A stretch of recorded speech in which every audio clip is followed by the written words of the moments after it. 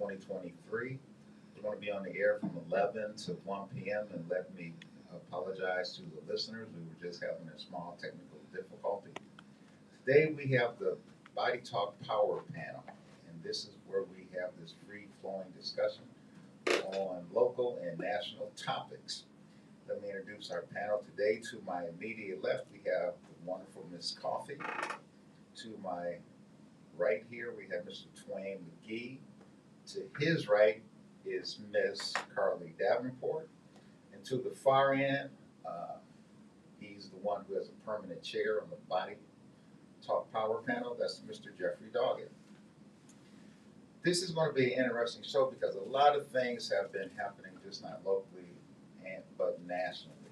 So let's just dive right in, and I want to do a disclaimer really quick. The comments and words from the panelists are their own. They do not necessarily represent the station. So anything you say, you'll be sued for it.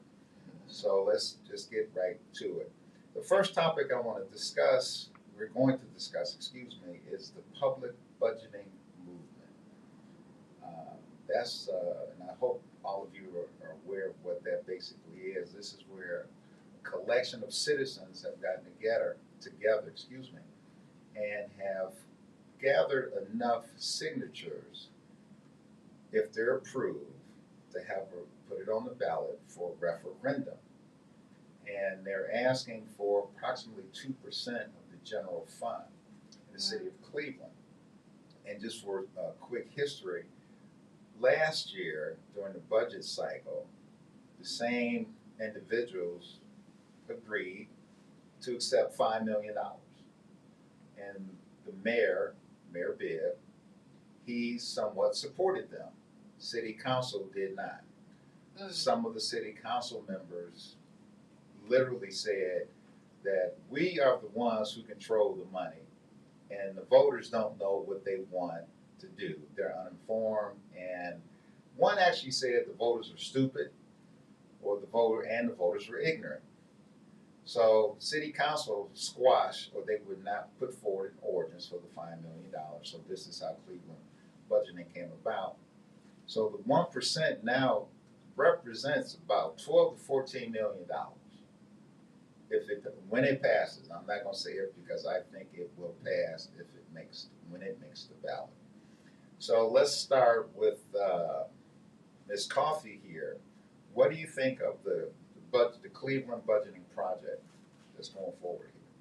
Well, first of all, thank you so much for asking me to be on your panel this morning. I think that this shows what is very needed in all politics is not just voting, but participation. Because when you participate, it makes these people start having to address, get out of their comfort zone and taking their job as, just this mechanical process. That's just what we do every day and, propose bills or, ordinances, resolutions and passing for whoever we want. Now they have to be accountable to people. And so it's a difference when in your individual capacity, you go to city council during their city council meetings and, speak during public comment. But it's another thing to request and demand because to me, for the most part, this is about power. And most of the time, individuals who hold power do not want to relinquish the scintilla of that power. And generally the best way to make them do what is best for the citizen rather than a select few is to force them to relinquish their power and making them accountable because now they've got to look at that budget and say, okay, we want to do this, this, and this, and we promise, X, Y, and Z, probably corporation, this, and this. And so now how do we carve out this, and tell our constituents that are expecting this money that we can only do this, or this. so the biggest thing is I am glad that it is more than just voting and watching the news and posting on social media your thoughts and ideas and expectations and demands. Actually getting involved and doing something. So that's my biggest thing is what I have been following. Before I go and get excuse me, Miss Davenport's comments, let me put in a couple things here for the two gentlemen and everybody else to think about. There's an old political statement, axiom, if I may, that says the purse has power. The purse are in the purse strings. The other one that is surprising, especially here in Cleveland where the show is taking place, most of your elected people, and we're talking about city council, decline to listen. If they would listen, this might never have come about. They just don't want to listen. And if you had the opportunity to view the discussion more so at the committee meeting and the finance committee, some of them basically said that, well, this is my money. And the money is not theirs. The money belongs to the taxpayers. And the majority, let me speak specifically, I don't want to mention his name. My councilman, he can't hear. Mm-hmm. He doesn't hear. He doesn't listen. He can't comprehend. Mm-hmm. And he's going to do what he wants to do versus what the people want to do. Mm-hmm. And again, before I go to you, Curly, got into a discussion yesterday, not with him because I refuse to talk to him because I talk to fools. The one thing that came up, a person said, well, you're a hater. I said, a hater? You call somebody in democracy who lives in dissent or practices dissent a hater? And she said, well, you should support him. I said, well, I support anybody who's doing the right thing. And I'm trying to carve out what I'm going to say generally. The majority of city council members don't want to do the right thing because if they did, this initiative wouldn't have come forward. I'm sorry, Carla, go ahead. Okay, I want you to repeat the question on the thing so I can go from there. What's your comments or impression of the public budgeting movement, and does it have merits?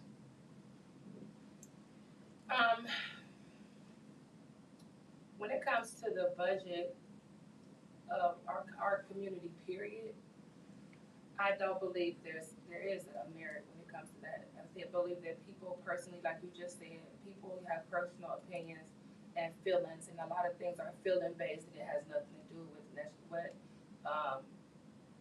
the community actually needs. It doesn't go into the places that's most deserved or underserved or anything. So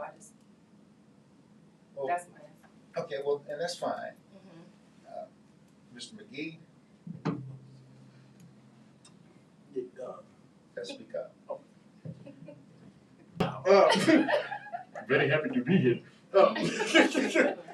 So for me, along with Mr. Bridges, I too feel that the certain elected officials, certain ones, not all of them, but certain ones, they don't listen listen to the people.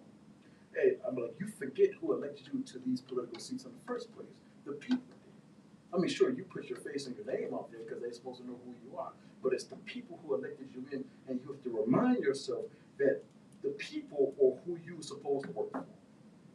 And Ms. Coffey mentioned public comment. It took us a long time to get public comment actually in City Hall. Now we do have it. We as the people have to remind ourselves we have to use that tool to have our voices. And it's interesting, both of you brought up public comment. Bless you. They do, City Council in Cleveland does have public comment at the body of the whole on Monday. And they carve out a section, let's say, I think you get about 3 minutes. And it's before the meeting actually takes place, which is fine. But if you attend the committee meetings, your public comment comes at the end. And some of the committee meetings can last anywhere from 40 minutes, 10 minutes, 2 hours, 2.5 hours, 3 hours.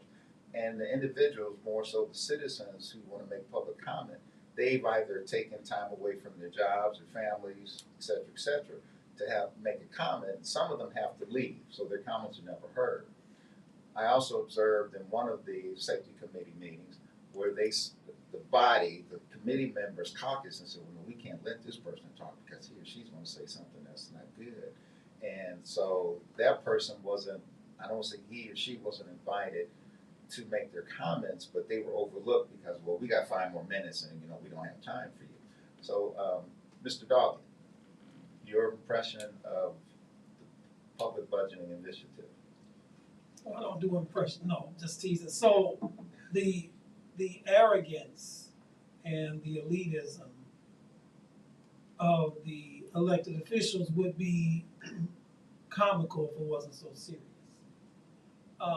Unlike you, I will name names. So yesterday I'm watching Channel 5 News, and they're interviewing Blaine Griffin, who's the city council president, because his story was on. It was one of the top stories yesterday. And he made the statement why he was against it. He said these people are ignorant. They don't know what this is all about. They don't know what it's all about. Not yet. Okay, so let's look at the city of Cleveland, since you are the experts. City of Cleveland is at or near the bottom, is one of the most poor cities in the city of Cleveland. Now, that's granted not all the elected officials' fault, but they play a role in that. Health, city services, pretty low. The fire and safety, pretty low. These are things that you guys are responsible for funding and taking care of. I understand and I get why so much emphasis is placed on downtown, because what they're trying to do is they're trying to make this attractive because people come into the city from out of town. That brings revenue into downtown Cleveland and the hotels and restaurants, and that plays itself out in tax dollars that these various entities play. But to the point that this is done, and to your point, Al, this is why these citizens got this, because so much attention is placed on this, why the neighborhoods are forgotten. Recent shootings. I mean, we have mass shootings, sadly, all across the country. Sadly, murder rate in Cleveland is up this year. It's on the uptick. And while you had this horrible mass shooting downtown Cleveland in the warehouse district on this past weekend, and all the focus and all the attention was placed there, even to a national basis, very little was said about the murder, about the people that were killed in Tremont and other areas in the city, because the neighborhoods continue to be neglected. So, I agree with you 100%. If these politicians who are elected would listen, this initiative wouldn't have been necessary because they would have taken the necessary steps in order to address this, so the citizens would not have to come to do it themselves. And last point, for any politician, I don't care who he or she is and what office they have, from dog catcher to president, for them to sit in their splendid ignorance and their just unbridled arrogance to sit there and say, this is my money. No, it's not. It is the taxpayers of the city of Cleveland. That's their money. That's how you get this money. You didn't earn this. This is not your discretionary funds that are coming out of your pocket. And for you to sit there in all your ignorance and arrogance and talk and say, this is my money, should disqualify you for office. But let's just be real. That person, whoever he or she is, will in all likelihood be reelected when they run for city council. Why? Because we don't have an educated voter base. Why? Because people don't take the time to study and learn candidates. They just vote on names with a pretty Christmas card with all the smiling faces on it, and you carry that into the booth. And the 10% of the people, eligible voters that do vote, this is how they do. And that's and I'll listen what saddened me about this. The end of that story said that all they needed was 5,900 signatures to be proven, because they said all they needed was 10% of the people who voted in the last election. That's correct. You mean to tell me a city, now we're not New York or Chicago or LA, but we're not Hooterville either. You mean to tell me that in the last election, only 59,000 of the eligible voters in the city of Cleveland voted. So that's why these knuckleheads and clowns can sit down on Lakeside and make statements the way they do, because they know for the most part only a very small percentage of the citizenry cares. You listen to Body Talk. I'm your host, Ayl Bridges. We have the Body Talk Power Panel. And a couple of things were brought up here. And let's do the last one first. 59,000, and I'll round it up, 60,000 people voted. So the ballot or the signature initiative only needed 6,000 signatures. They collected well over that number, which you should do in any campaign. Right. And I mean, they collected significant signatures, and I hope that this initiative passes the clerk of council and she then forwards it to the clerk of, the county elections board. There was a show last week, and Coffee, it was your program. You had two women on talking about voting. And Jeff, you brought up that you call it the Christmas card. I call it the October Christmas card with all the smiling faces, the so-called endorsed candidates.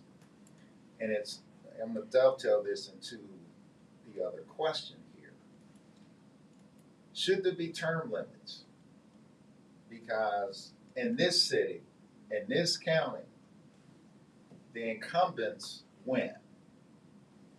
Because regardless of the party, and since we're in Cleveland, you called it, you said not Hooverville, Chicago, or LA. Some people call it Mayberry. In Cleveland, it's a Democratic city, and they keep prospering the same candidates. And I'm going to always draw back on my most current recent experience with this council boy should not be in office. Period. If the listeners don't know, there are no qualifications to be a councilman, but you have to be a resident of the city of Cleveland. And you have to live in the ward that you're running in. Allegedly, but go ahead. Yeah. That's that part. Jeff Dog. That part. No. Because Well, I can name names of people who don't live in wards, Yeah. but Well, when I say that, you don't even have to live in the ward that you're running in, but you have to move within 60 or 90 days to that ward. That's what I mean. If we have people living outside the ward, shame on them and shame on the voters and shame on their so-called colleagues, and we can get to that definition later. When they know that their fellow council person doesn't live in the city of Cleveland or the ward. The other thing that's disappointing here is the incumbency. So let's do city council first. There are no term limits in the city of Cleveland. Should there be term limits? Ms. Well, Coffey, I'm sorry. well, there definitely should be. And that's the whole reason why I am glad that you have this new,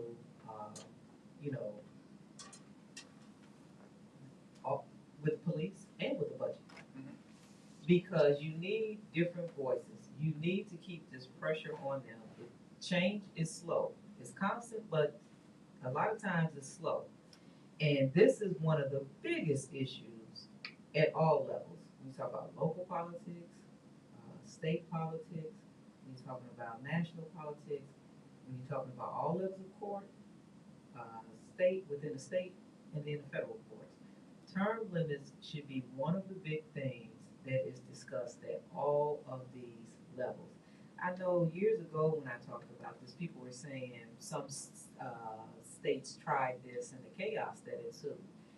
And because if you don't have people in place to, continue, laws or, whatever the case may be, but it's like, we've definitely got to do something different. I mean, we have so many excuses. We have way more excuses for why things need to stay the same, and very few, if any, excuses for why things should change.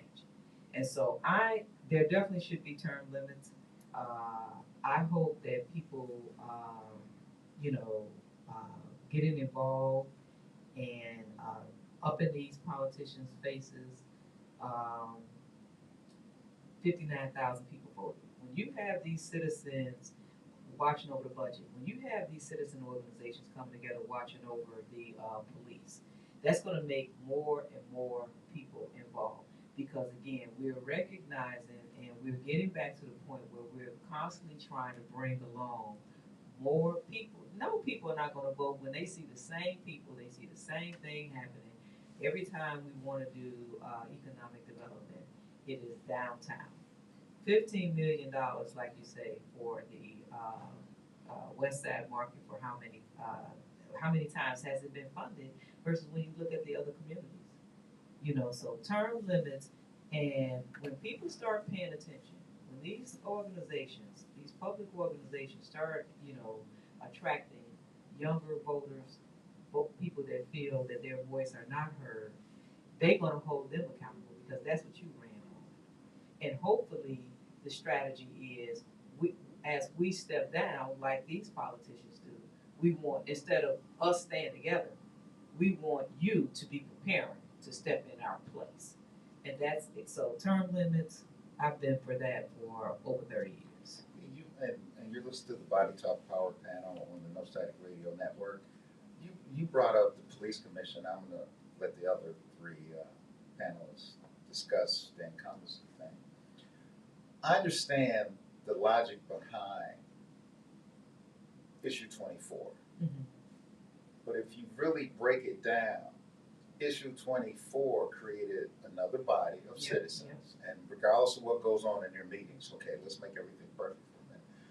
Regardless of what goes on in your meetings, what issue 24 actually did, it took the responsibility from the mayor, his oversight of the police department. The mayor also appoints a safety director, and he or she, but we have a he mayor now, he also can appoint a new police chief. The police chief and the safety director have immediate oversight over the safety forces, more so talking about the police department. This commission now can override what these two appointed people have decided when they opt to discipline, not punish, but discipline a police officer. Maybe they give Officer A 2 weeks for whatever he or she did.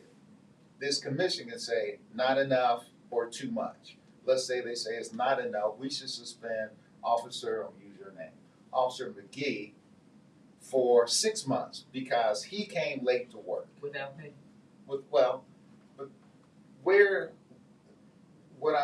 I guess what I'm alluding to here is as the executive of a city or executive of the company minus the board structure, because if we want to make that parallel, the board would be city council. The city council is supposed to have oversight of the executive, which they don't do here. Right. Issue 24 took the authority away from the mayor, his oversight, his responsibility to manage the police department. I understand things happen here with Tamir Risings, et cetera, et cetera. That's poor leadership, and I'm not going to necessarily blame Frank Jackson or some other mayor or whatever. If you have officers who aren't doing their jobs in a correct manner, then you're supposed to be that man in that corner officer, that woman, and say, this officer needs to go, or why was he even on the force? So, but let's go back to incumbency. I'm gonna go to Jeff Doggett because he was over there air clapping. Well, two things. Well, let me speak to the last thing first. Yeah, they're supposed, that's the key word here, supposed to do. But in most cases, they weren't doing. Hence, that's why you have the Citizen Review Board now that was voted on by the people, because it was not being done. Too many, and this speaks to a larger issue that something should be done on a federal level. We may or may not get into that today, I don't know. But I am 100% in favor of term limits on all levels, city, county, state, federal. These are not jobs that you have for life. This is not like working at the post office or being a school teacher or whatever you choose to be your career. You are a public servant. That's what it says. And once you have served an allotted number of years, it is time for you to move on. You're not in there for life. This is not a lifetime position. If you feel like you still want to stay in the public arena, then once you're finished being a councilman, run for mayor. Once you're finished being a mayor, run for Congress or run for Senate. Once you're finished being your congressional term is up, run for the Senate. Once your Senate term is run up, run for the presidency. If that's what you want to do, if you want to continually be in the public service field in the form of in politics, there are other offices that you can run for. But this holding on, and this is how you get and see what the problem is. Locally is a microcosm of what we see nationally. Locally, because again, you do not have an educated voter base, people are going to continue to vote over and over again for that incumbent. You know, Coffee, you said that some people they're discouraged. They don't feel like they have anything or anyone to vote for. So either they don't vote or they vote for the incumbent. That's on them though, because the incumbent's not the only one running. They need to, and we need to, I'm going to stop saying they, we need to look at all of the candidates, study them, see where they stand, and if this candidate A represents what I want in a candidate, and that's not the incumbent, then I need to vote for that person and encourage everybody I know to vote for them as well. It starts called working at the grassroots level. But as long as people are lazy or uninvolved or apathetic, then we're going to continue to get what we get. You get what you vote for, and you also get what you don't vote for. So yes, we need term limits. City council, Congress, the governor already has a term limit, so we don't have to worry about that. The Senate, both state and national, think about this, and I'll shut up and let somebody else talk. Allegedly, the most powerful office on earth is the presidency of the United States. He is the most powerful elected official in the world until Jesus comes back. So in this position, that individual, despite what Roosevelt did, only has 8 years. So you mean to tell me if the person who holds the most powerful office in the world is term limited, somebody that's a city councilman in the city of Cleveland or some other even suburbs that don't have term limits can stay in for as long as they want? No, should be term limits across the board. And I'm sure we'll talk about the Supreme Court later on in the program, because I have some very strong views on that too. Before I call Ms. Coffey, this is the Body Talk Power Panel on the No Static Radio Network. And it's interesting, Jeff, and I don't know if the panel, the listeners are aware of this. The state of Washington actually passed term limits. Good for them. And they passed, this was years ago, they passed term limits, and their congressman at the time was Speaker of the House, Tom Foley. And they term limited him out of Congress. And the people in the state of Washington, and I'm going to use my term here, when you have somebody who holds an office too long, you get what's called diluted thinking, because they're set in their ways. And I'm going to piggyback this, and excuse the interruption here, Carly. See, one of the things going back to these commissions that are created, the mayor selects the people on the commission. So really, if he or she is smart, they're going to select people in the interview. Hey, Jeff, do you think this way? And hopefully, if you say yes, you're on. I'm going to nominate you. If you say no, I'm going to cross your name off. The irony here, if you really want an independent body, then the commissioner should run for, let's say, a 4 or 6 year term. Right. Because in essence, on paper it says independent, but in reality, it is not. Because I can remove you if I've nominated you, if you're not doing what I want you to do. The other thing, and supposedly, I'll use your term, Jeff, supposedly, if you're the executive, if you have the overall responsibility and you select the safety director or police chief, and he or she or they, them, are not doing what needs to be done, you know what you do? You get rid of them, you fire them, you ask them, you send them home, and you find somebody who will do their job, uphold the responsibility. And the last thing before I let you go, Carly, here, everybody who holds a certain level of a position in government takes an oath. And I don't know if these people take their oath seriously. And when you're a city council person, technically you're oathing to three things. You're going to uphold the Constitution of the United States, the Constitution of the State of Ohio, and the ordinances of the City of Cleveland. And most of them, or some of them, don't. So, Carly, I'm sorry, go ahead. You want me to repeat the question? You can. Okay, go ahead. You should No, go ahead. remember You them. can go ahead and. Should there be That's term okay. limits? Absolutely, I do agree that there should be term limits. Speaking to the mic, I'm sorry, Carly. Absolutely, I do agree. I do believe that there should be term limits assigned to each position. I honestly, what happens is, I was gonna speak to what you said to dilute it, because once you have a certain group of people that are there, and a lot of times they formulated their own relationship with each other by then, they're out to have coffee and everything, and they have their own agenda. If one particular organization or group or neighborhood wasn't so special to them in the beginning to fund or take care of, then it's not going to become one of those things that they want to care for in the end either. The longer you have them there in place, the longer you have these areas that are misrepresented, misfunded, underfunded, and they're going to go through, what is it called, when they go out and they take the people to live in their neighborhood, they take them out of the neighborhood and they pull in a whole other demographic. There you go.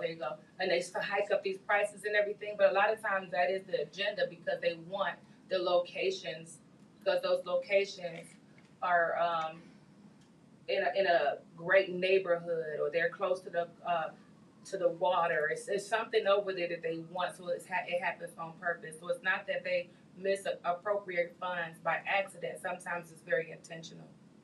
Okay, Mr. McGee. Sure, I love this. This is great. Ms. Davenport. One thing about term limits, yes, I totally agree on term limits from Move the mic closer. Thank you. sure, Mike.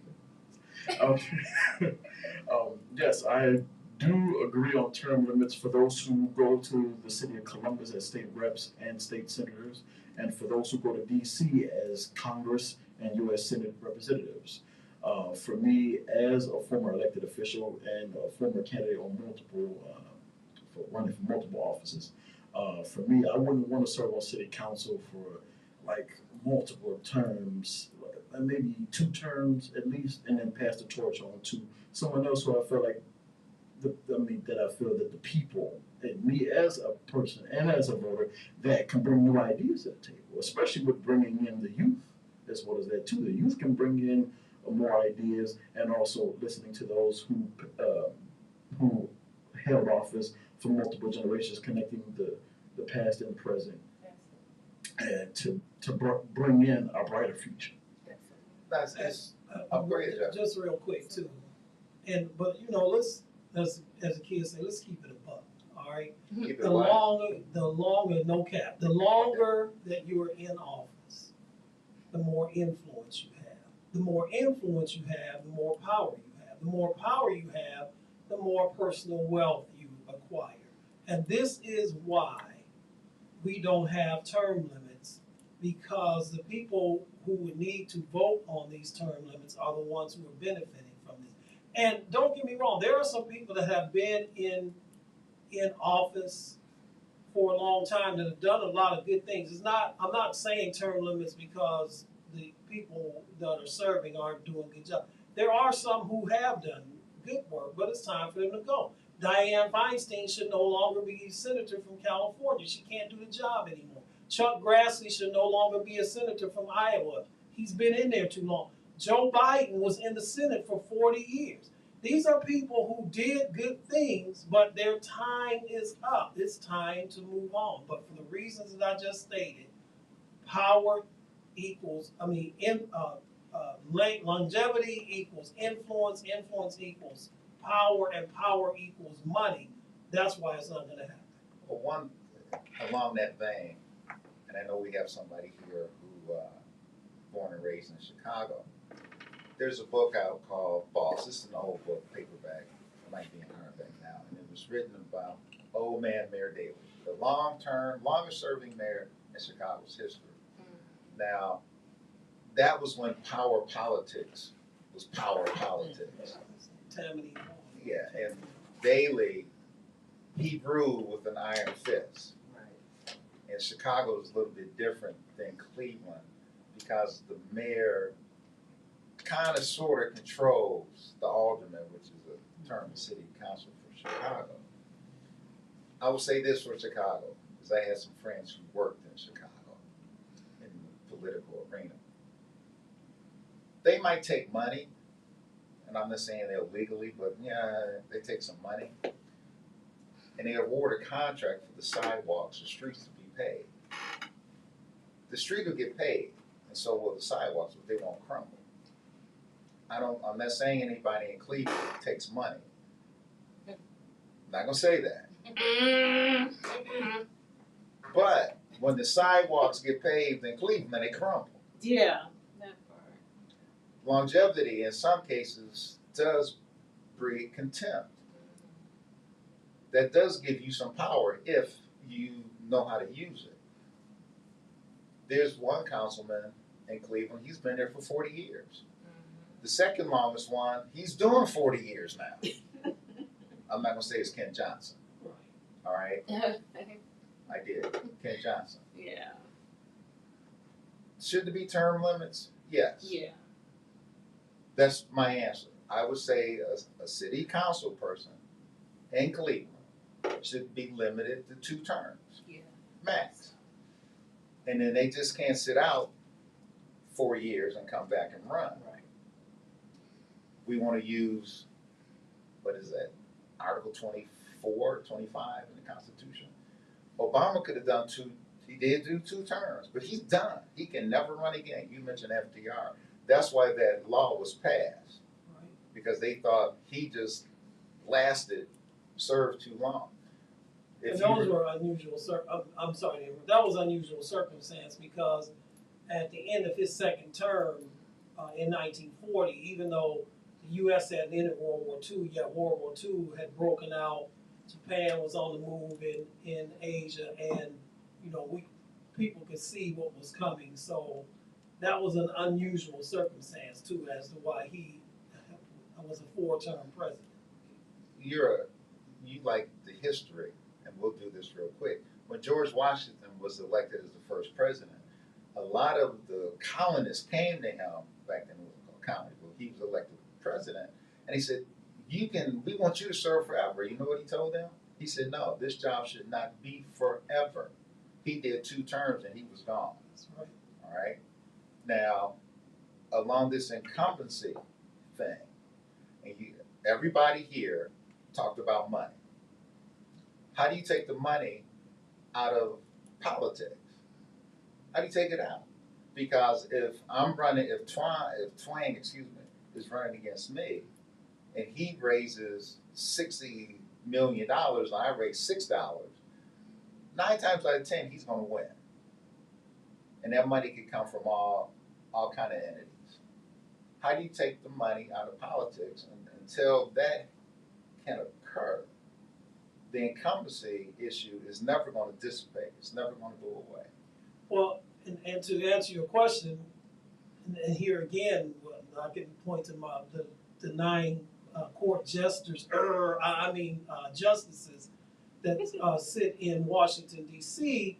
A few years ago ruled that so-called dark money can now be put into campaigns. It used to be everything had to be up front, and these PACs and what have you weren't really allowed to fund these campaigns. But then the Supreme Court, because it came before them, and this was before this court, so I'm not going to blame them, although some members on this court were on the court then when this came to them, ruled that it was unconstitutional, and so therefore it allowed these PACs and what have you, these so-called dark money groups, to be able to put even more money into campaigns.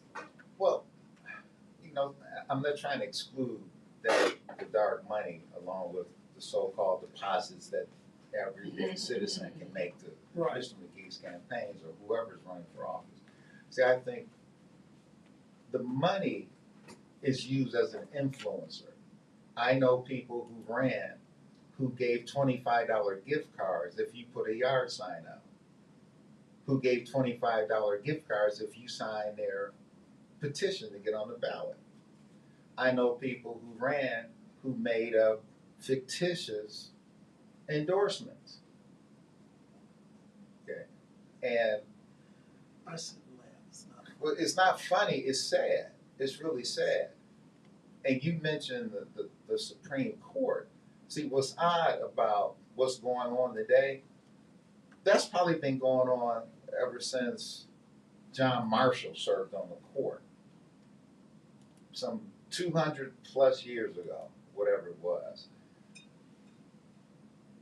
The issue with the Supreme Court or the federal judiciary, there are guidelines that all federal judges operate or function under, ethics and so forth and so on. You know where the problem really rests? It rests with Congress. This all Congress has to do is change the law or make the law more stringent. And since we're into this commission phase on everything, you create a commissioner to oversee the Supreme Court, their ethics and everything else. Yeah, we hear about Justice Thomas, Associate Justice Thomas. Somebody bought his house, his parents' house. Somebody paid for his nephew or grandchild, whatever, to go to college, and so forth and so on. And now we're hearing things about, Alito. When we hear something about one of the new justices, the young lady from Notre Dame.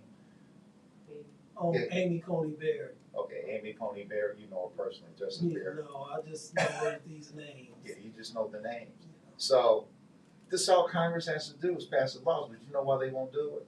Because if they pass a law to oversee the Supreme Court, they got to pass a law to oversee themselves. Well, since we're talking term limits, Oh, we were talking term limits? Go ahead, well, and this is a pipe dream. This is not going to happen because for it to happen, the Constitution has to be amended. For the Constitution to be amended, 2/3 of the states have to vote to amend the Constitution. But I like putting stuff. I'm a minister of the gospel, so I like putting stuff out there because if you speak it, it can happen. I am in favor of term limits for the Supreme Court. That is a lifetime position.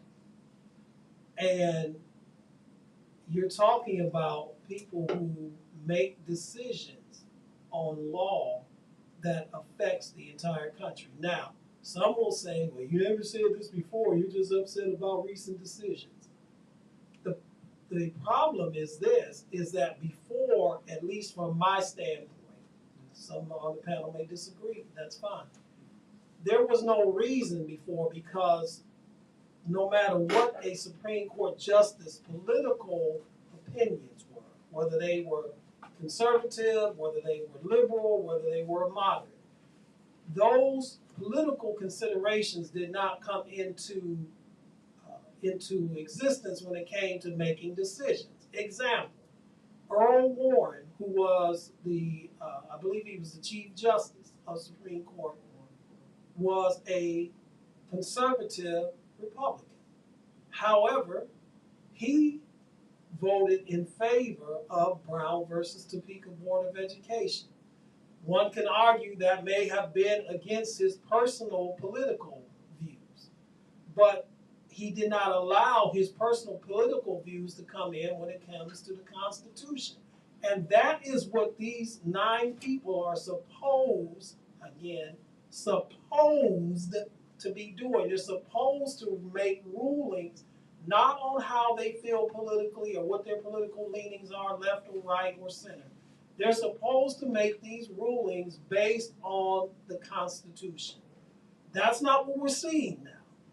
We just had a recent decision where they made a decision to, on a hypothetical case. It wasn't even a case. Hypothetical.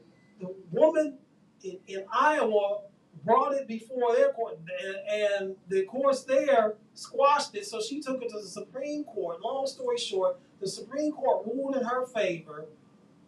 And if you're not familiar with it, I'll just say it real quick. She was a graphic designer, and she brought this case saying that she didn't want to do graphic designs for gay marriages.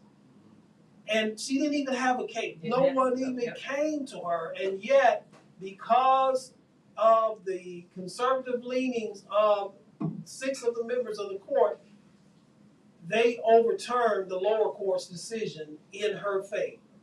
All right? That shouldn't happen.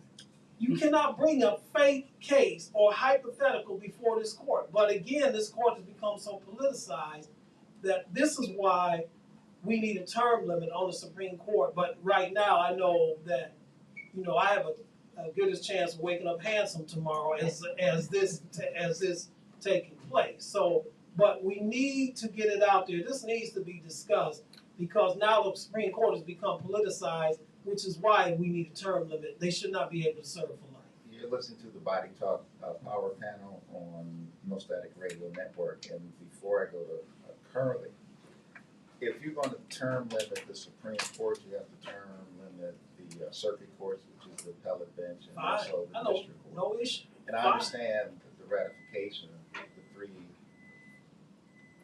3/3 or 75% of the states have to ratify the Constitution and do that.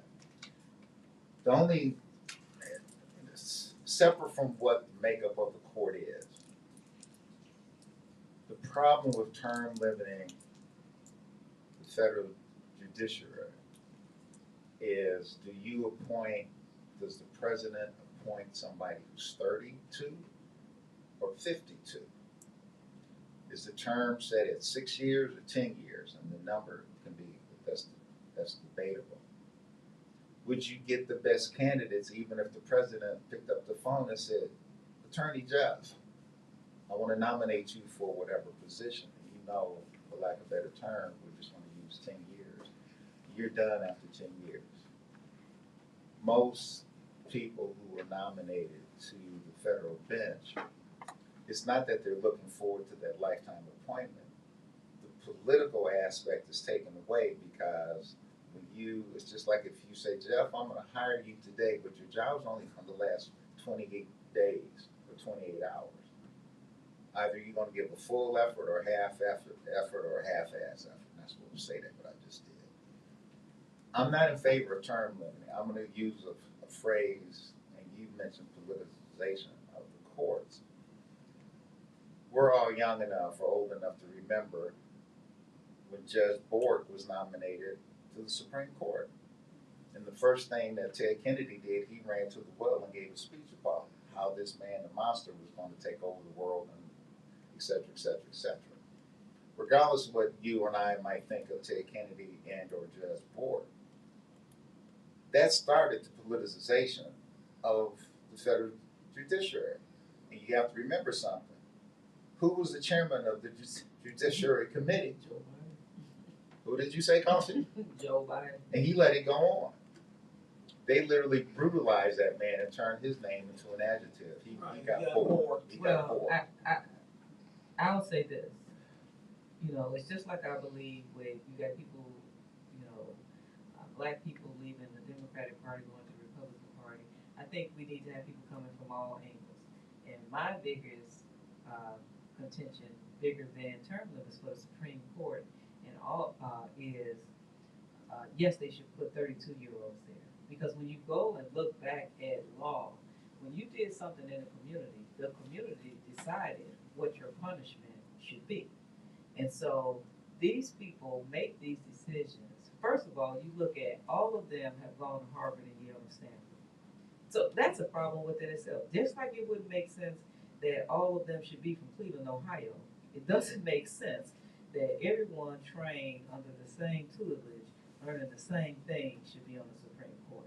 And I believe that the Supreme Court should include non-attorneys, people of the community, people who, and they do need term limits because to me, one reason that they make these decisions is because they have a lifetime appointment and they never see themselves as being subjected to the rules that the law that they end up making. And so it's easy for me to say, it should never be affirmative action when I got a job for the rest of my life until I die.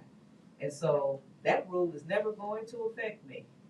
So I think the bigger issue and or a complementary issue that needs to be raised is we need to, as a country, as a society, we need to decide that we want non-attorneys on the Supreme Court as well, and not just the Supreme Court. Because when you go back and look at law, when you look at other countries, they don't go through all of this nonsense, and the local court, and then you appeal, and you got to get an attorney, and all of this. You did something in China, you will be hung by Friday. And so I think that we need, just like we're going to have the Citizens Review Board for the police and the budget, we need it for these courts. And to me, when the term limits, when you run, like people who are involved with, different organizations that go and lobby Congress, one thing that the organization that, that you go with, the leaders do is they put together stuff showing you everything, all of the bills, and how Jeff voted, how Carly voted, how Twan voted, how Al voted. And so when you're talking about running again, and like you're saying, you get immersed in that position, you don't, you know, they know that only 59,000 people voted. They want it to stay like that because they know that of the 59,000, what number or what percentage of them voted for them. When you look at judges here, they know that all they need is the same 1,800 people to vote again for them. They know that the people that vote, they know that they're not going to get, more than 2,500 people voting for them. And so when they know those things, so would they make those decisions? Yeah, because again, when you look at the money that came into it, who was it? The presidents, they didn't used to get a retirement. They didn't used to get a pension. They didn't used to get all of these. They didn't used to have Secret Service. So when you go back and look at all of these things, then you say, again, why do we need them now? And so in addition to taking money out of politics and all this, you take that pension out of there. You take all of these other things out of there. You put term limits in there, and it's like, yeah, I probably don't want to be a politician for 30 or 40 or 50 or 60 years anymore. And again, when you become incapacitated, like Dianne Feinstein, and not only her, look at the other ones that they've listed throughout the year, the last 3 or 4 years, who had these major health challenges. You know, should we be saying, something different has to happen. When you go to work and whether you own your own business or you are an employee for an employer, when you have a health challenge, they are prepared to have someone else step in and do that work. But Congress, they hold up the whole Congress,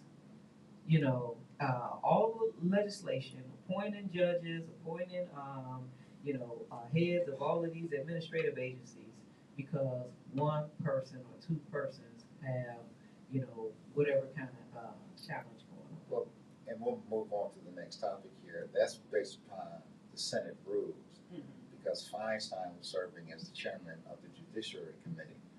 And really power comes not necessarily through money, it comes through knowledge. If you know how to work the rule book, you can, that's power. Mitch McConnell. Mitch McConnell is probably one of the most consummate, Poster boy for it. he knows the He didn't rules. want to be president. He knows the rules, and he knows how to use the rules to his advantage and to his party's advantage. The one thing that, and Jeff, like I said, we can agree, disagree, and you said you threw it out there, you spoke it, maybe it'll come to pass way after we're all gone from here. Senator Lindsey Graham, he probably made the most prolific statement he ever made. He said, if you want to appoint damn judges, win the election. And what he that's said. true. That's and, true. and he's right. Elections have consequences. Right. They do. And until the voters recognize that, then whatever is going to happen is going to happen. For all the people that are in, especially, these three particular states, because Amy Coney Barrett, Neil Gorsuch, and Brett Kavanaugh, Donald Trump's presidency, no matter how you feel about it, will last at least 30 to perhaps 40 years. But Jeff, look, the only thing I'm going to disagree with you on, and I'm going to go to Curly, and more so the both of you combined, if you're going to sit in as an appellate judge or even a Supreme Court, you are supposed to follow the law. And so the question often arises, is the Constitution a living document? Because if that's your thinking, then the Federalist Society is correct. They said, no, the Constitution does not say that. It's nowhere on page 717,000. The Constitution says this, and therefore, this is how, because they don't nominate judges, they recommend judges to primarily Republican presidents and the Senate. And they say, well, no, the Constitution says this, and this is where we're going to rule. And Rehnquist was probably the first or more animate one about the Constitution is not a living document. If you wanted to say this or do that, then change it. When we talk about, and Coffee, you brought it up, Barrett, Justice Associate Barrett, she's actually, and I agree with you, the majority of the justices do come from Harvard, Yale, and or Stanford. But Barrett came from Notre Dame. She's Notre Dame Law School grad. Not saying that there's not anybody locally, I don't know if somebody from John Marshall, which is here in Cleveland, will ever sit on the Supreme Court. Most of those people who sit on the court have done clerkships with other justices in the past. And then after, if you do a clerkship at the Supreme Court or with some very highfalutin, very popular appellate or circuit judge, you're on your way either through a law firm or in the federal judiciary. But that's enough said about that. You're listening to the Body Talk Power Panel on the No Static Radio Network. Another issue that seems very prevalent here in Cleveland is development. Everybody wants to build something. So somebody can cut a ribbon. And more specifically, let's talk about, is housing development more important than housing stability or sustainability? What's more important? Should we build new homes or should we set funds or ordinance funds to sustain homes? So let's go to Mr. McGee first. Well, thank you for allowing me the I think they both come in hand in hand, actually. For building new houses, we do have to check upon the land at the house. That we have to speak with the owner of the property to make sure that the house can be actually built on the land, as well as that too. And also with that, we also have to make sure that within that property that it can actually be stable for within years of the time. With the property owner, so much comes with that, really. I spoke to a lot of property owners when I ran for councilman, and they demand so much with that position. I wouldn't want to become a property owner, so much with that. But yeah, they both come hand in hand, and I can't go through a lot. It's too much. Well, since you're sharing mics with Carly, Thank you, I caught it. you can speak into the mic here. Okay, my viewpoint on this housing stability is how housing stability is more important than just building new properties. Um, they have, of course, there's an agenda on why they build all these new houses and tear down the old ones because first of all, it funnels money back into the city, back into the economy, so they can pay for all of these builders fees and what are they called, permits that you have to get per everything that you decide that you want to build. Also, it helps relinquish the previous owners of their previous debt. If there's a debt left on that land, then you can't take that property and rent out to anybody else. The debt is owned to the house, not to the land. So once the address is gone, they can take that property. It's all about just recovering these properties that are there. That's why all this demoing is done and these fake arsons that are done throughout the communities. You can tell they're You in know the what arson is? Hey, I'm just saying, it's so funny. They're so funny to how the way so many properties are being burned up in certain neighborhoods. If you look at the different neighborhoods that these houses are mysteriously catching on fire, these are the areas that the value of the land is extremely high, and they want to take over that property. So yeah, that's the reason why we're doing this new constructions everywhere. That's my 2 cents, and I'm sticking to it. Ms. Coffey, So what was the question? I'm sorry, I was distracted. is housing development versus sustainability better or equal or worse? I'm always one of these people that, can see both sides of things generally. And so, when you look at the population that you have and you see chronic homelessness, and that should be the priority. So that should always be the priority. When we have the wherewithal, the ability to even do housing development, we should be ensuring, like Carly said, is there a need to tear this property down? And can it be refurbished into something else that is less costly or expensive? And how homelessness is not a priority anytime you're talking about housing. Especially again when these decisions are made by public servants. This is part of the safety that they should be doing. Part of what they're. And so how they miss this, I don't know. It just all becomes again a way to generate wealth for a particular class of people. Because you need development, and yes, you need sustainable housing. And again, the more citizens get involved in these situations, people who don't face housing challenges, well, no, they're not going to think of these things. They're not going to raise these things.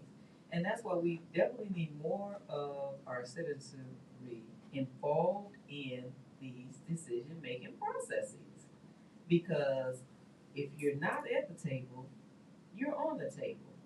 And they have no problem getting rid of housing in one area to provide an opportunity, an economic opportunity for someone else.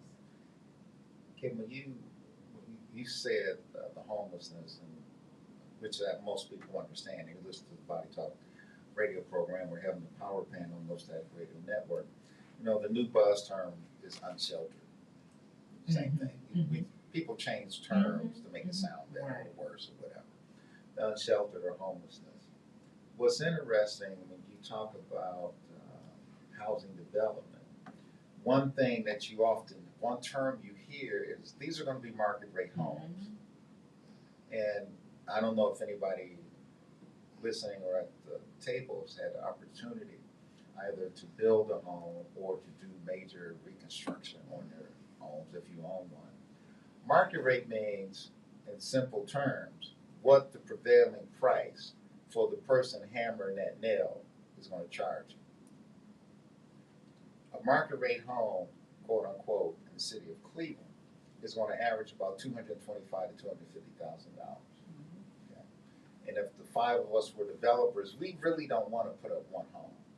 We want a tract of land where we can either build a minimum, let's say 10 to 15, maybe 20 properties at a time. Jeff brought it up earlier. Cleveland is listed as the poorest urban city in America. A $250,000 home requires at a minimum, we use 10%, $25,000 down, just hopefully, if you're credit worthy, to get the mortgage. You want to make the world, the universe perfect, so you get mortgage at 3%. Your mortgage payment is going to be somewhere in $1,800 plus range per month. If you live in the poorest urban city, ain't too many folks in Cleveland can afford that home. Right. You know, if you try to walk into the bank or a mortgage broker's office, the door locks. Yep. Because you don't qualify. The term that you don't hear is community rate home. Right, right. Now, we can give, meaning the cities can give tax abatement to builder X, which actually hurts other taxpayers in and around the city. It benefits the people purchasing the homes if they extend it, because after 10, 15 years, that takes, let's just say, $300 to $400 off that mortgage because they're not paying property taxes. But most people who were smart, guess what they do after 10 to 15 years? They leave. Okay? The other issue when you talk about building homes, and specifically the city of Cleveland, why would you buy a home in the city of Cleveland and the school district sucks? It's terrible.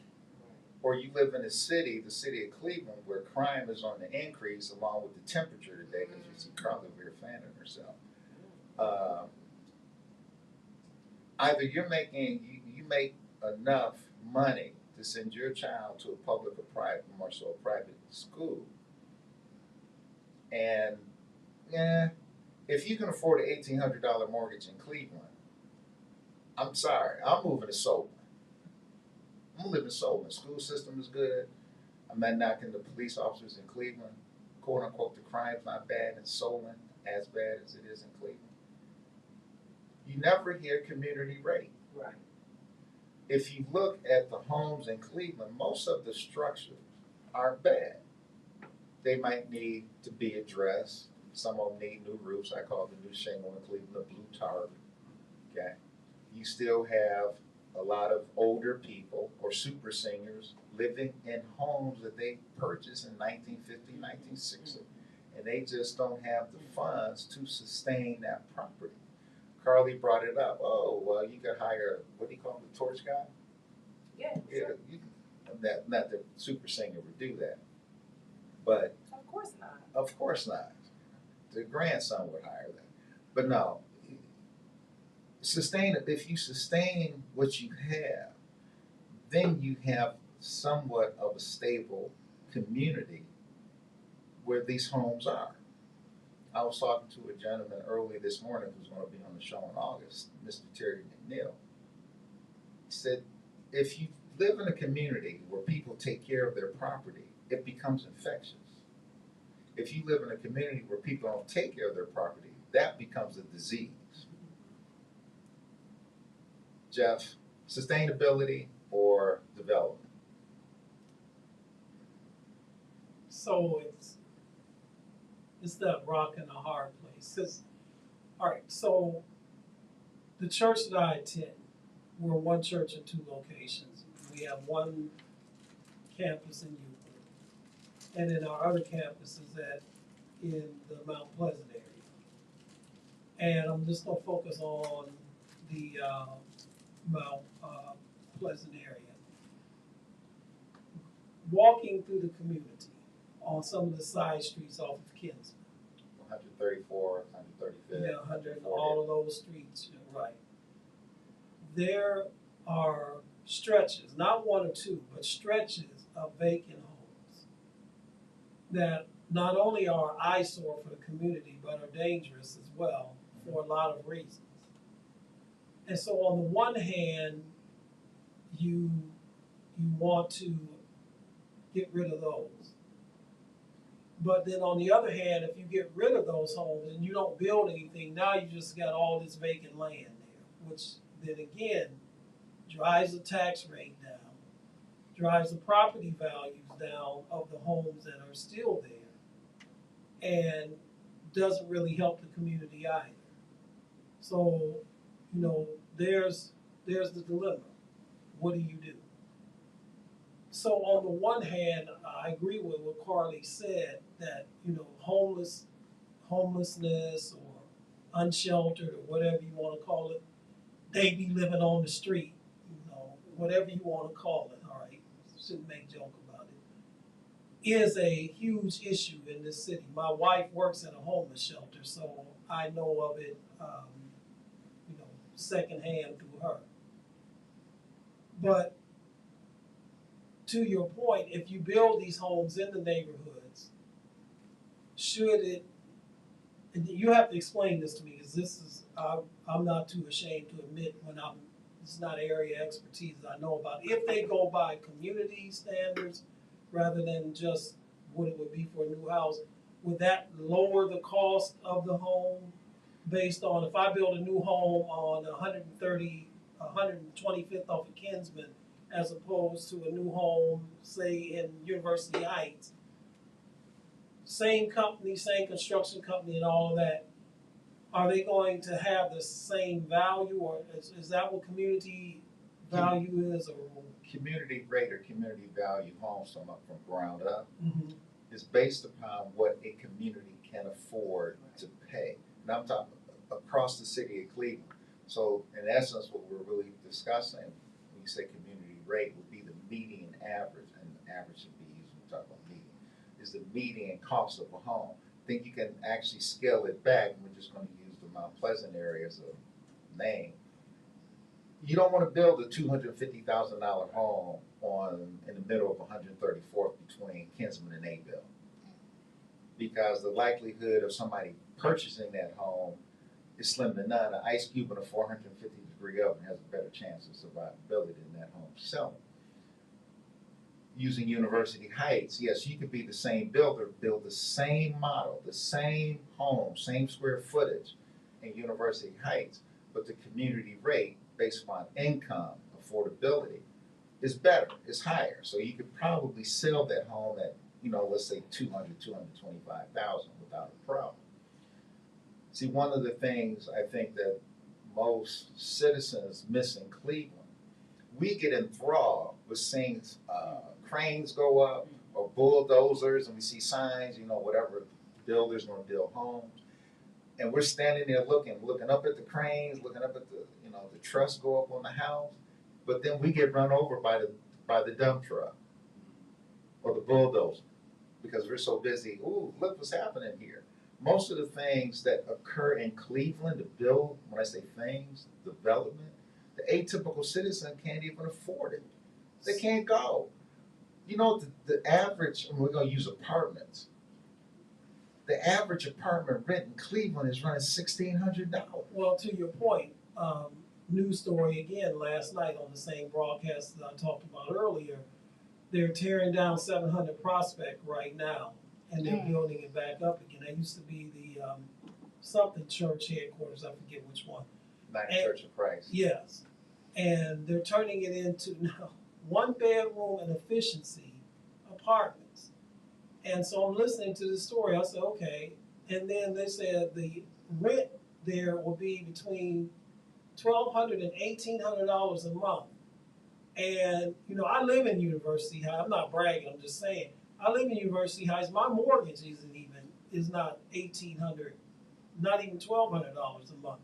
So that's a great point that you made. The reason why I asked the question I asked you is that perhaps if you do build homes and then make it on the community affordability rate, whereas in University Heights that house is going to cost $250,000 on 127, between Kinsman and Ayl, maybe that same home will cost maybe $128,000. which would be more affordable for somebody to move into the neighborhood, which would then increase property values and tax rates. But you pointed out a great dilemma there, and this is the rock and the hard place. The family that can afford that will want to live in that community, then has to ask themselves if they have children.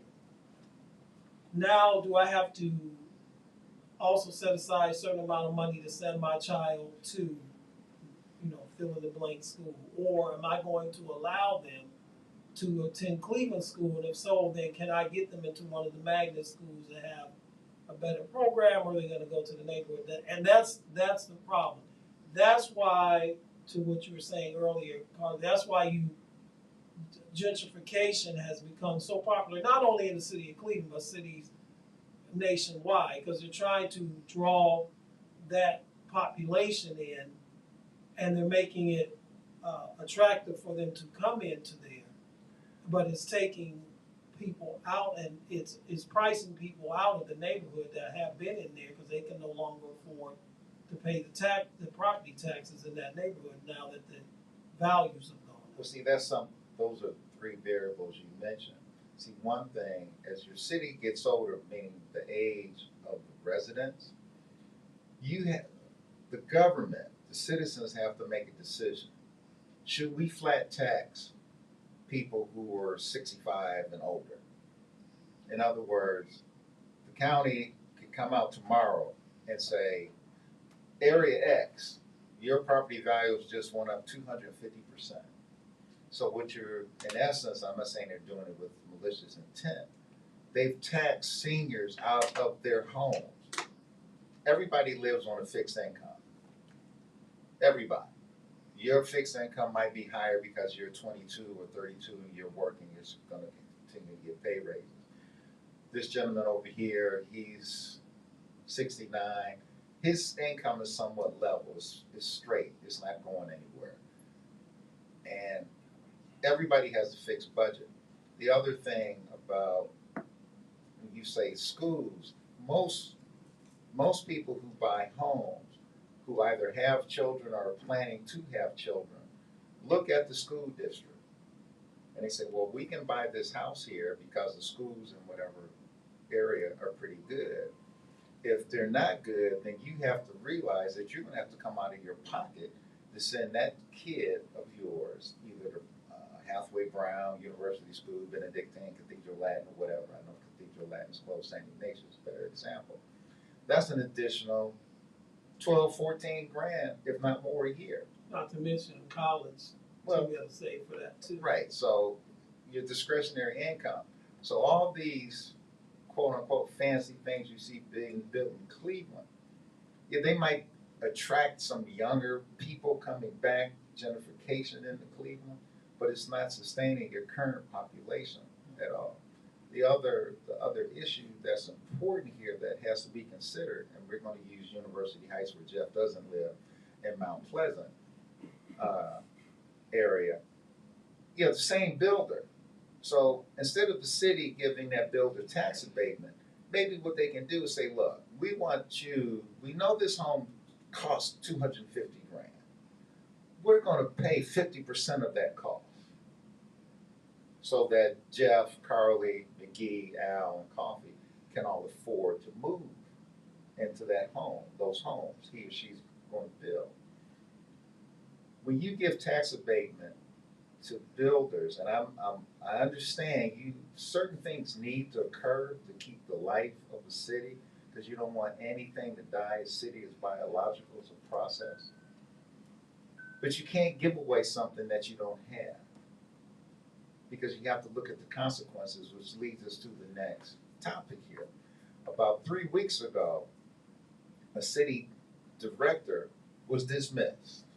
Her name was Miss Jackson, a black lady. And she was the director of economic development. And she asked one question. That we know of. And I'm gonna toss this out here. You listen to the Body Talk Radio Network and the Power Panel on the No Static Radio Network. As far as we know, she didn't steal anything from City Hall. She didn't cuss anybody out at City Hall. She was never late. She worked long hours. And the one question that she asked that did come out was, where or how does this tax abatement benefit the city in the long run? Now let's put this, we're gonna lift another page up. She was instrumental in rebuilding New Orleans after Katrina. So Lay knew what she was doing. She didn't lose her mind when she decided to come to Cleveland. So she was fired. And there was a gentleman by the name of Mr. Price, who was a developer, came out all happy, applaud, and said, well, we got rid of her. Now, I'm going to say this, and all of us have had different positions. Some of us have led, some of us have followed, now, whatever. If you're not going to support your people, then just tell them that when you hire them. Absolutely. When you offer them a job. Yeah, just say, I'm offering you this gig. But I'm not gonna support. I'm not going to support you. Because the first time somebody outside of this building says, you hicked up, I'm going to kick you out. And that's what this mayor did to Miss Jackson. And he was wrong. I'm disappointed in that, but I'm more so disappointed. Where are the other sisters? Where are the sisters defending this lady? Where are y'all? They're probably on that long term, remember you were talking about having the terms? They're probably a part of that longer term council people who have an agenda. They already have a relationship. They may have been in the same, felt the same way about her asking that question. A lot of times they know where funds are gonna go. They don't tell everybody else. And Carly, you hit something. You said it. That's Carly. I'm gonna agree with. But I'm gonna say it again. Where the black women in this town who either hold elected positions, appointed positions? I don't care if it's at the local, state, federal level. Now maybe they called him personally. But this woman got fired publicly. They escorted her out of City Hall for asking a freaking question.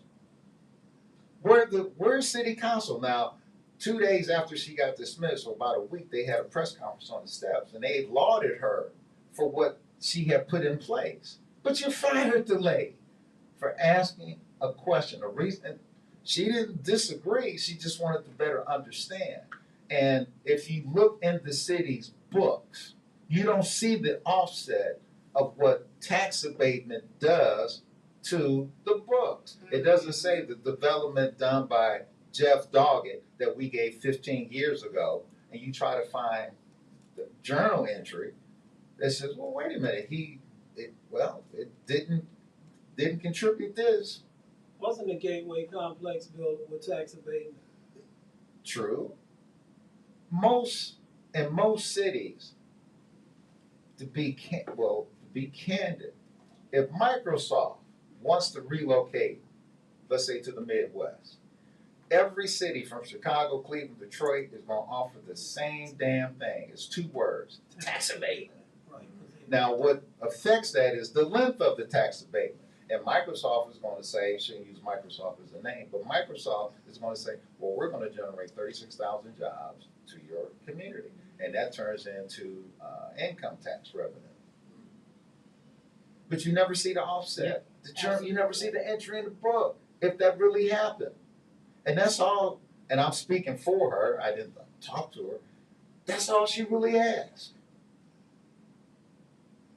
And the question could be asked too, and I'm wondering if she's doing the great old American pastime, and that's not baseball, that the great American pastime is Just being unemployed. suing. I'm wondering if she's going to file a unlawful termination suit, because if all I did was ask a question, how can you fire me for asking a question? Well, there's another statement that functions in government: you're serving at the pleasure of. So I could hire you today and fire. I could hire you at 11:30 and dismiss you at 12:15 because you're serving at my pleasure. So, and you don't even need legitimate reasons. You You could just, I woke up on the wrong side of the bed today, so I'm firing you. I could give you a legitimate reason, budgetary issues. That's why I had to let you go. You know, coffee makes less money than you. I'm not gonna make this into a male-female thing. So we're gonna replace But that's her true. with you. Yeah. You know, she's your deputy, but she's making $20,000 less. So we'll move her over there as interim, but keep her at her current salary. That's a whole other issue. Well, that's true. Pay equity.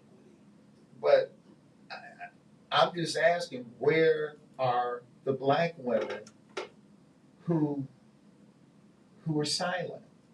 Yeah, See- where are you, Nina and Chantel and See, Jeff, and even No, the problem Come on, here Jeff. is what I think some women and some men, I'm just not gonna put this on women here, Yeah. are missing, in action? and more so women, just for a minute.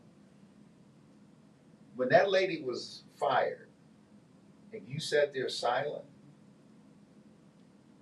he took contempt of you. Every black woman was disrespected. That's the new buzz term, I guess, in 2020. He disrespected every black woman because y'all sat there silent. So even if you go down there as a clerk, a secretary, he could do the same thing to you. You can't say a thing because you didn't say a thing when it happened to somebody else. You Who better did- learn how to speak Who up did they here. replace? Has she been replaced? Who did they replace? They, her with? on an interim basis, they brought in Miss Brown. That Miss Brown, she used to work for the city of Cleveland. She recently, her last position, paid quote unquote, was in Chicago. Okay, she also led the effort to get the $12 million for Shaker Square. All right, and that's fine. I mean, you can bring in who you want. She's black, let you know. You can bring in who you want. I'm also focused on, look what he did to this lady. And I'm sorry. I'm apologize to my sisters. I love y'all dearly, just not you two here. Y'all sat here silent. You Well, I sat think here. one thing is the assumption that, what you, basically your question, she made this one statement. So I think for one, that it's an assumption that that's all she did. But I think that there's a pattern of conduct that they could see when they brought her in. And this is why all of them are silent, because they probably saw this coming. Because again, we have a network of politicians who, they're in it to, I always say this about any power structure. They're not willing to really do Supreme Court. You don't hear anybody say anything about the things that Clarence Thomas got, and yeah, we should do something about this because, oh wow, we start saying that, then they be looking at me. Congress. So power structures generally, to me, don't want to take one spoke out of that wheel, because when one spoke comes out, then we start saying, okay, now what's going to happen with what I got going on here, and so the rest of them, they probably saw this stuff coming already. When you look at it, you sit in on those committee meetings and that economic development committee and the stuff that she was proposing, right? They saw this stuff coming. And I think that that's why they're all silent. And they all hope it goes away. And generally, to me, I see this with politicians. They try to take a hit up as far away from re-election as they can. And so Bill has some time to go before he can run again. So he's hoping, and like you say, he brought in somebody from Chicago. And it's like generally the interim is, it's like, how did he make all of these decisions this quickly with what's going on here? Why did this one contractor feel so comfortable coming out and yahooing that they got rid of her? And so to me, this is something that when I heard the story, and like you said, you don't hear anyone saying anything. You don't hear Nina. She's generally, I mean, there's some things on Twitter. There's people saying stuff on Twitter. But again, the people here in Cleveland, and for one, they don't have to say anything because they're talking to the black community. And they know most black people don't even know she exists. They didn't even know who is she. She did what? They don't know what economic development is. Sure. Thank you so much. You know, I'm gonna add something to this. You know, I'm happy right now. I'm currently an activist because as an activist, hardly we have any limits. You know, and for me, I do believe silence can also be an answer. You know, that can also be an answer. But in this circumstance that, you know, all of we are now discussing really though, legislative Congressman John Lewis, if you see anything that's unjust, stand up and fight for what you believe. Now, apparently I couldn't recite all his words, but even if I did, he'll probably his version sounds so much better than mine.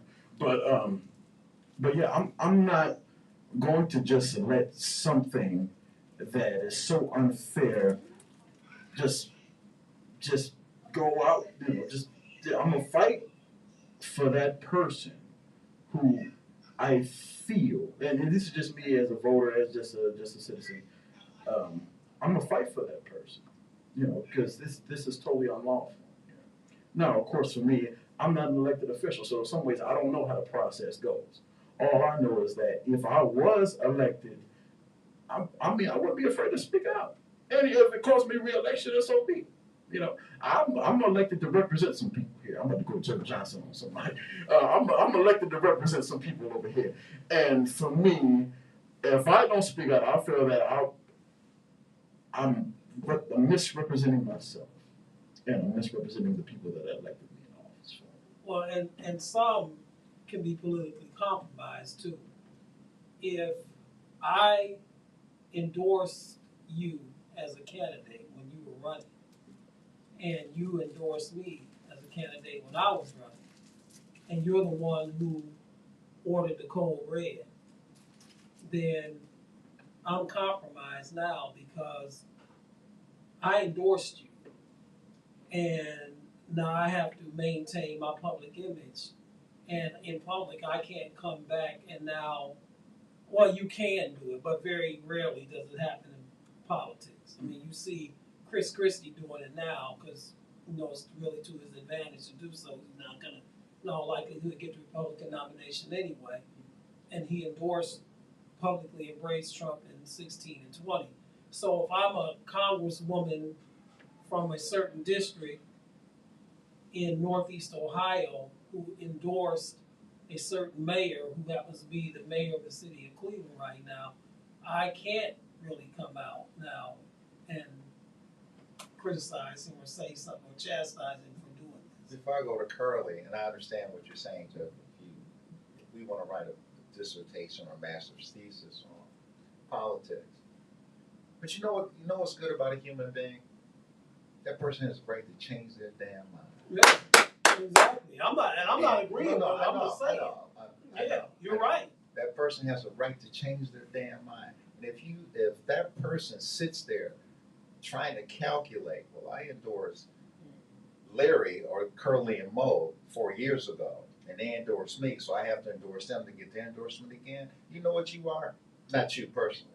You're a slave. You're a slave. Because you're gonna do well, units. I'm gonna put it in terms that everybody maybe can better understand. You're a slave because you're gonna do what the master tells you to do. Yes, sir, boss. And if you want to be if that person or people, this group wants to be slaves, then just stand up and say, I throw up my hands. I'm good. I don't want to get spanked or whipped if I speak up. That's what their silence means. Well, that's what silence means. And Coffee, you mentioned something about power.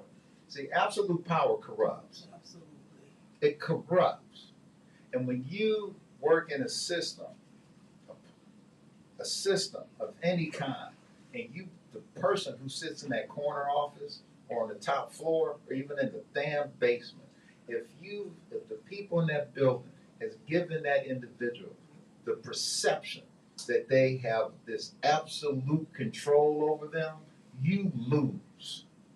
You lose. And that's why people, and we're going to somewhat circle back, that's why people who continue to vote for clowns, and that's why I refuse to use the term elected official, because they ain't, some of these people ain't official. They're not. And I'm not going to give them any sense or form of credit by saying, giving them that moniker. You elected, but you're not official. You don't control me or what I think. And I'm, Carly, one last thing I'm gonna say before I go to you. See, it's three things I firmly believe in. Don't tell me what I can read, don't tell me what I can say, and don't tell me what I can think or see. Because when you give that away, you've given yourself away. That's what and I'm sorry. Let me apologize to the listeners in Cleveland who are listening. That's why nobody in this damn town has hope. Because they sold their souls. What do you say, Carla? I want to make reference to back, I think our last power panel, we were talking about being elected versus being hired. Right? Okay, so let's circle back to that. We're talking about people that are hired to do a particular job, and the fact that they don't hire true leaders, they hire puppets. They want people that they can control, that like you said, people that will say what they want them to say, do what they want them to do, and ask no question. The moment accountability hits the table, it's out the window. You are creating a problem. You have no right to your own opinion. You have no right to speak facts, even if you have proof to back it up. If you have facts to back it up. So we're going back to talking about puppets versus true leaders. True leaders are deemed difficult because they have a mind of their own. They want change, and they're going to stand there and stand firm until they actually get it. And no, Carly, that's a great point. I go to coffee real quick here. See, one of the things, if you study history, and Jeff is our historian here, and forget the political party, Eisenhower was a leader. He was a leader. LBJ was a leader. George Washington, of course, I hope nobody was around when he was there. George Washington was a leader. Absolutely. Now you have people, and you call them puppets, Carly. Yeah, some people get selected, not elected, to do certain things. No, we're fighting a battle on Ward 0 to have a green space where this mental midget wants to build homes, but he can't even tell you the medium cost of the impact, economic impact, what it's going to have. He won't even answer a question. He walks away waving his hand. I don't want to say like a little girl, because I know some girls who can stand up better than he ever will. Okay? So the thing that's important here, and more so related to Ms. Jackson and even across the table and across the audience, don't ever give your own power away. Don't ever give the impression or the perception to the person you work for, and I prefer to say work with, but work for, that they own you. No, they don't. No. So you said that you're never going to be in a place where people can tell you what you can read, what you can see, and what you can say, right? That's what you said. No, you can say that, but that's not going to stop me from going to buy or read or see what I want to do. So you don't plan on living in Florida anytime Oh, soon? shoot. No, well, Jeff, I understand, and that's a good question. DeSantis and the legislative body, they can pass all the laws they want. I know. That's not going to stop me from ordering a book from Me either.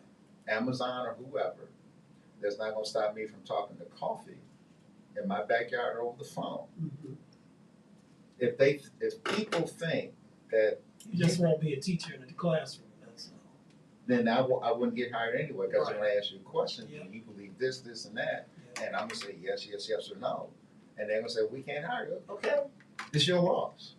That's your loss, Mhm. not mine. Yeah, although I want to go back to the fact that what I did not touch on is that this is an African American woman that was fired like that. Mm-hmm. So Black woman. when we're dealing with women and the way they're handled or mishandled, no matter what their job position is, but when she actually questioned someone's authority, she was instantly fired. If that was a man that asked that same question, I believe that it wouldn't have been handled in the same way. It depends, and Carly, I'm gonna respectfully disagree with it. Come on, man. Because most women are subjugated, and I don't believe in that. Uh-huh. A black man who asks a question in corporate America will be summarily dismissed quicker than a black woman will. Quicker than a black woman will. See, you know, we hear this debate, and I'm old fashioned, so that makes me old and fashioned. I don't understand how a woman can say, well, I make less than you do. And I always ask the woman I'm talking to, I said, well, when I went in there, they asked me how much I wanted to make. That's my value. Now, were you asked the same question? And if she said yes, and I said, well, what answer did you give them? And if she said 100,000, and I said 200, and they paid me, that's on her. Is that wrong? Yeah, but Al, Come on, Jeff. but I hear what you're saying. Come on, Jeff. I got But your back. it's my I mean, show. it's almost a I got your back, Jeff. Come on. it's almost a well-known fact that the pay equity difference between the earning what a man earns and what a woman earns. I mean, it's across the board. I mean, how long? Jeff, It's I'm been not years. debate. I won't Oh, debate okay. that with All right. I anybody. just wanted to make sure. But what Okay, I'm that's not saying where you is when you okay. walk in that room and they say, how much do you want to make? If I devalue myself and say I'll make 50,000 is good, and they look at, damn, you know, this position really pays 200. Oh, well, we're gonna make you happy. We're gonna give you 55. Carly walks in the room. They ask her the same question, same damn position. Let's say it's 3 or 4 of us applying for 3 open spots, and she says 195, and they say, well, she's still below the 200. We're good. I think for us as a people, we don't speak up, and I'm not making fun of black women. I know some black women who have done much better than I have, okay? I learned a trick, because that's the worst question you could be asking in a freaking damn interview. How much do you want to make? You know what I used to say? How much did you budget for this position? And they, oh, 400 grand. Oh, 399. That's what I want to make. Plus, I have you set and establish your own value. Don't let somebody sitting on the other side of the table do that. Well, Al, as a woman, when we go into certain places and actually go to get a job, sometimes some places the budget is actually budget for a man's position, for it being a man and it's being a woman. I've seen it happen. It's already written. This is how much we're going to pay a man for this right here, and this is how much we pay a woman for the same position. And actually, in that position, the man works less. Well, Carly, This is crosses all political lines, both Democrats and Republicans. For how long have we heard debated? And if you pay attention to the conventions, speakers get up there and they talk, pontificate, all this, political doublespeak. But one thing you hear in common in both conventions, we're going to fight for equal pay for equal work. You've been hearing that. I've been hearing it for at least since maybe the Carter administration, maybe prior to that, but that's as far back as I can remember it. And yet, to this day, let's say it was the Carter. Jimmy Carter was elected in 1976, so that's 24, 23. That's 47 years ago. And we still don't have this. So what you said, Al, was good. I commend you for that. You should really teach that, especially to our young people who are about to enter into the workforce. Because I never thought about it. You enlightened me just now. So you should teach that, and we should instill that in people. But the bottom line is the way that America is set up, corporate America is set up, in this America period, women make less on the dollar than what men make on the dollar. And that's a proven statistical fact. I would not debate that. And I'm not making light or fun of or demeaning any woman. I'm speaking to my sisters out here. Mm-hmm. When you go in there and you're interviewing for this new position, as I said, ask them what they budgeted or ask them what is the mean distribution of pay. when I went in academia and made it to the associate dean level, I asked one, and I was kind of the first black person there, but that's kind of sort of the first black person to have this position. And he said, well, this is what it pays. I said, not for me. No, no. I made that when I was freaking hustling the plant, the newspaper. No. I said, what are you paying the other associate deans here? And I said, and I'll make it easy for you. What are you paying the other associate deans that at least have a 3 to 4 year tenure? Well, we're paying this. Well, you offered me this, but you're paying that. I want that. And I said, well, excuse me, damn. You drive a tough bike, you're a hard negotiator. I said, if you want me, that's what you're going to pay. If you don't want me, I got a return ticket. I'm out of here. Now, so about this, and you mentioned, or you said something earlier about the Miss Jackson dismissal. See, and I'm not trying to get you to say something you don't believe in, because you're way too sharp for that. But like I said, maybe Bill did receive private phone calls. We don't know. When you do something to an individual in public, yeah, certain things will occur in private. But damn it, you better speak up in public too. Again, when I heard this, and your question is completely different from what I heard. But one thing law school teaches you is big picture. So I'm sorry. How to be big picture. Okay. And see, a lot of people say they big picture. Like I heard Charles Barkley years ago say, when Kobe Bryant didn't make the playoffs, he said, see, Kobe, I'm big picture. Look at it this way. You don't have to bow your family member and friends playoff tickets. And I said, oh, damn, that ain't what big picture means. I can tell you who's going to win the Super Bowl. And so big picture means I don't have all the facts. When you meet with an attorney, they're listening to you, and that's why they do that initial consultation. How much facts do we have to proceed further? What is this person leaving? Now, something about this, I don't have enough information really. And so when I hear things like this, that's why I say my gut assumption to answer the question, for purposes of today is all of these things lined up. No one said nothing. And you say black women didn't say anything. Black Blaine Griffin and them didn't say anything either. Oh, and I did say brothers too. Yeah, they didn't say, and that's an indicator to me that they are aware this is going on, that this was going to happen.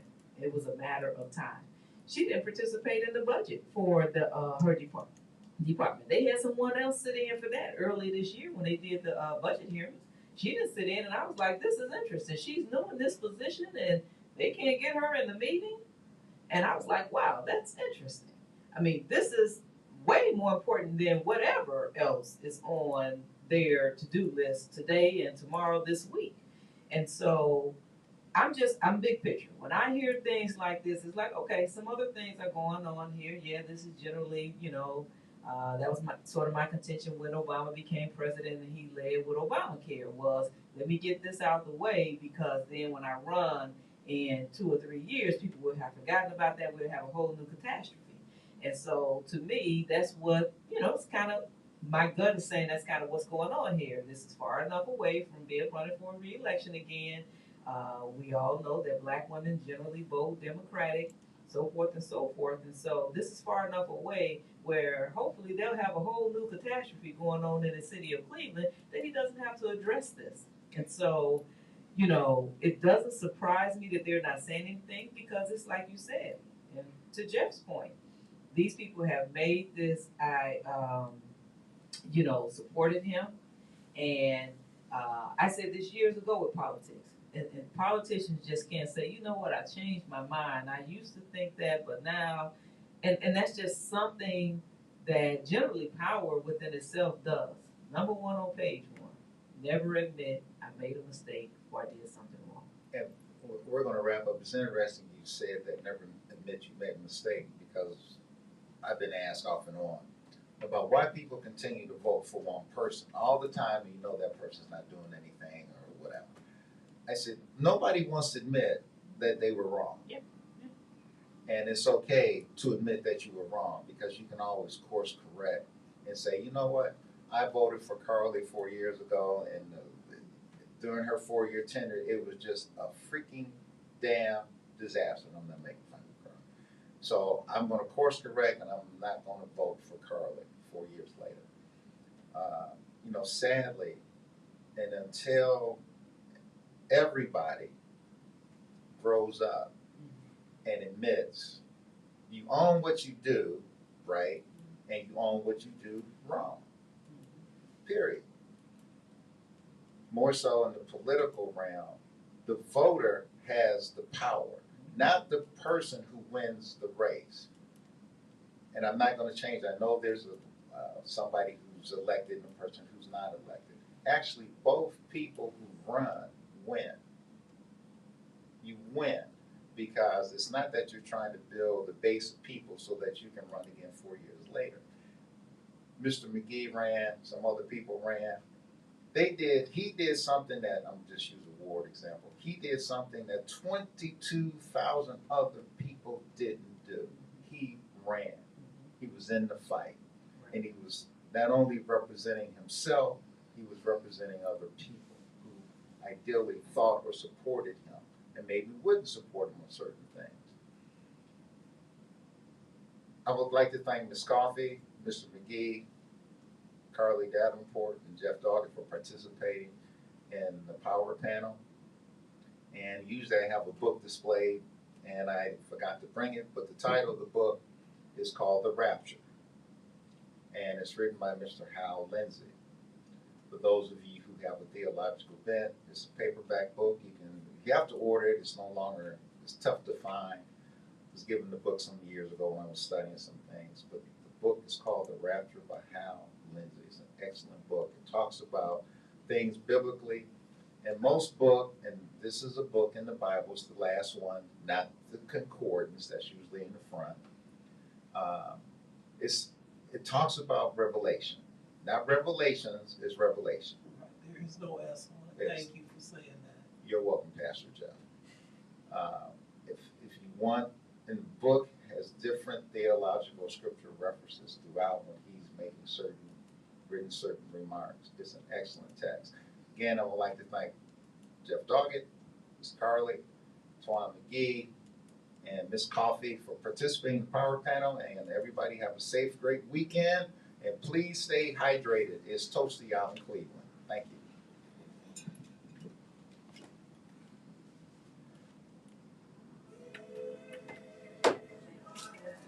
Oh, thank you. About 2 hours of Y'all are. on NPR where it's great. And hear what else people say. I know. Yeah, I told you it was good for session. Yeah, when I heard that, I'm like, that man